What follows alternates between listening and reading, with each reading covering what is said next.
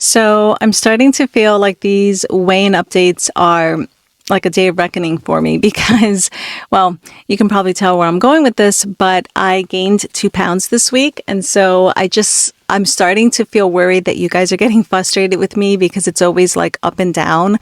I gain some weight, I lose some weight, I gain some weight, and I realize it's a lot, but it's just, I'm documenting my journey in real time, and I guess this is part of it. So part of me wonders if I should just go back to like monthly weigh-in updates because I feel that is more consistent, and I would spare you all the drama of the up and down, and it'll just be like just more consistent. But hopefully you bear with me and just realize, I can only control so much. I do think the 2 pounds is really just water weight. This time I really do think it's water weight, and I think it's just from hormonal fluctuations. So I'm not that worried about it. So you might remember last week I weighed in, I was 156, and I weighed myself this morning and I was 158.7. So what I'm trying to do is drink a lot of water because I really think that's what helped me flush out my system last time, and I was able to get rid of all that water weight because I was drinking so much water. So I'm really trying to do that. It's just been kind of hard because I'm always cold, like freezing cold. And I know that's a side effect of the medication. It has something to do with the pathway that regulates body temperature is affected by the medication. So I know that comes with it. It's just odd because I started this medication in February and I really only started feeling this way maybe like a month ago where I was like actually freezing. I've been feeling cold, but not like this. Like I'm like totally freezing. I am wearing a scarf in the house. Sometimes I wear a hat. I'm wearing base layers and I'm still like uncomfortably cold. It's just hard to drink all this water when you're cold. And of course the temperature outside is dropping. So I'm just not as thirsty, but I guess I'm making excuses. I'm trying to get my water in. It's just hard. But actually, are you experiencing that too? Like, do you just constantly feel cold? I don't know. I'm the warmest I've been all day, and it's because I've been sitting in the car and I had the heat going and it's nice and enclosed in here. So I finally feel warm and I don't want to leave. But anyhow, I have to say I've been struggling a lot with like food noise and cravings. Like it's been pretty bad. And this isn't anything new. This happens every month. I just, struggle a little more with the food noise. And when I was at the doctor a week ago, I guess it was a week ago, she had suggested that I give myself one of my 7.5s when it's that time for me so that it can help a little bit with the cravings. So let me backtrack in case you're just watching me like for the first time and you have no idea what I'm talking about. I am on 5 milligrams of Zepbound. I've been on that since March. I did go on 7.5. I guess it was back in, I want to say it was July. I was really struggling with the food noise and I had emailed my doctor and told her I thought it was time for me to move up. And she agreed because at that point I had been on it for probably like 4 months. I had been on 5 milligrams for 4 months. So she was just kind of following my lead. She didn't think that was a bad idea. And so I was prescribed 7.5. I tried it and I absolutely hated it. I did not like the way it made me feel at all. I felt sick. I felt bloated, nauseous. I had no appetite at all, like zero. I had to force myself to eat, which I did not like having to do that. And it just felt like it was too much for me. And so I decided not to continue with the 7.5. Now, thankfully, I guess it was because it was a new prescription. It didn't interfere with me getting my next box of 5 milligrams. So, and I don't know how that worked out. I didn't ask any questions, but so I didn't have to wait like a whole month before I was able to refill my 5 milligrams. So I just kind of stored it and I kept it in the fridge. But when I went back to the doctor last week and I mentioned to her that, I was noticing a pattern of increased food noise and cravings every month, like clockwork, she suggested that I give myself a 7.5 milligrams just for that extra, help.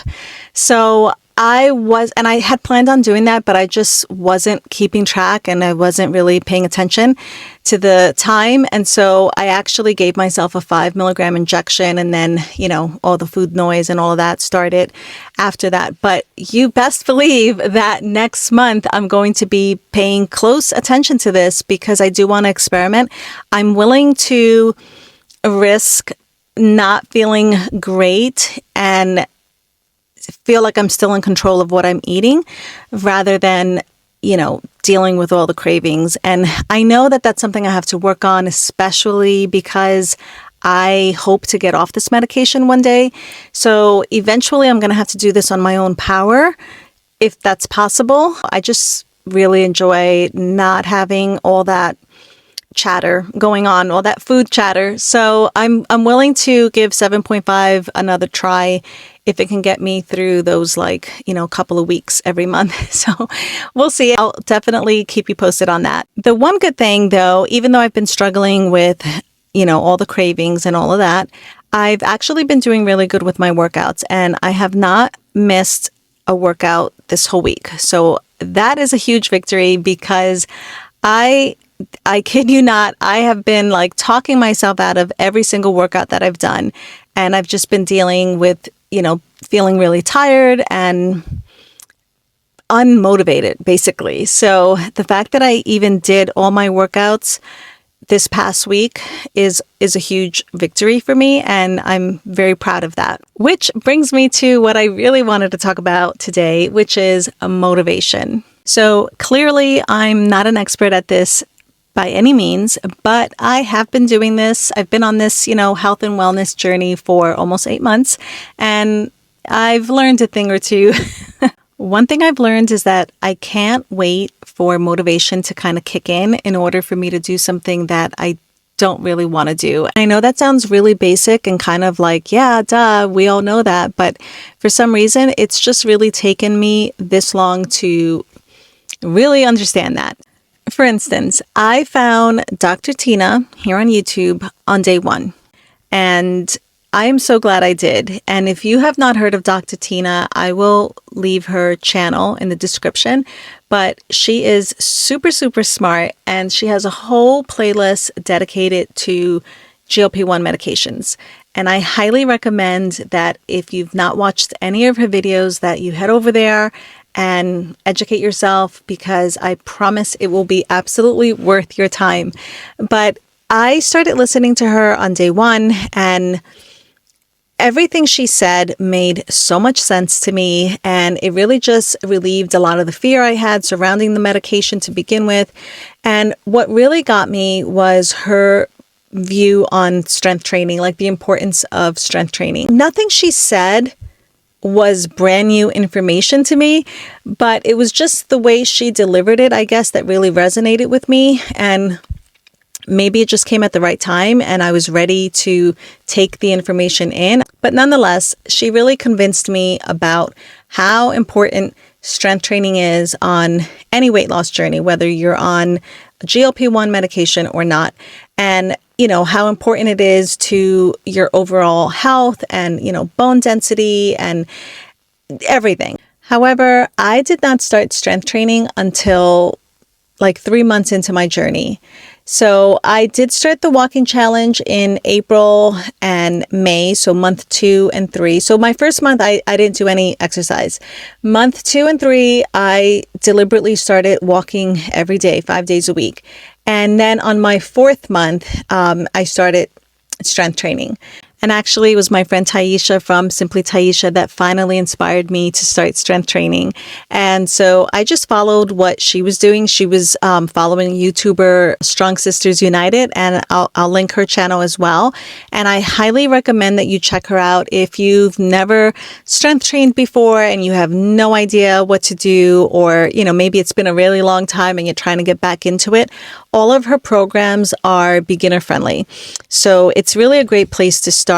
And I really liked her. I liked her vibe, and I really just enjoyed doing her workouts. And it was exactly what I needed to kind of get started and build my confidence. And so absolutely, hands down, I would recommend her. So my point is that I basically put off strength training for 3 months because I was waiting for motivation to sort of kick in and spur me on. And that isn't what happened. It really just took me making a decision to just start. And so that's what I want to encourage you with today.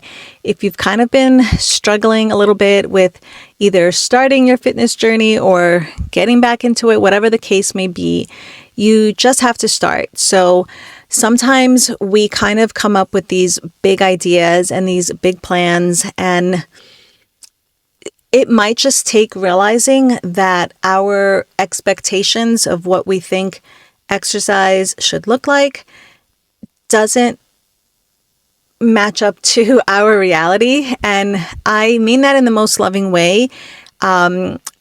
You guys know that I started my 75 soft challenge not that long ago, and 2 weeks in, I gave up. So I am familiar with, having lofty goals and big ideas and not being able to do them. But I think that's the key. I think it's just realizing what we're capable of. And I will say that my 75 soft challenge, I put a lot of thought into it. And I honestly did not think that I was making it too ambitious. Like, obviously I wanted it to be hard because it was a challenge, so it wasn't supposed to be easy.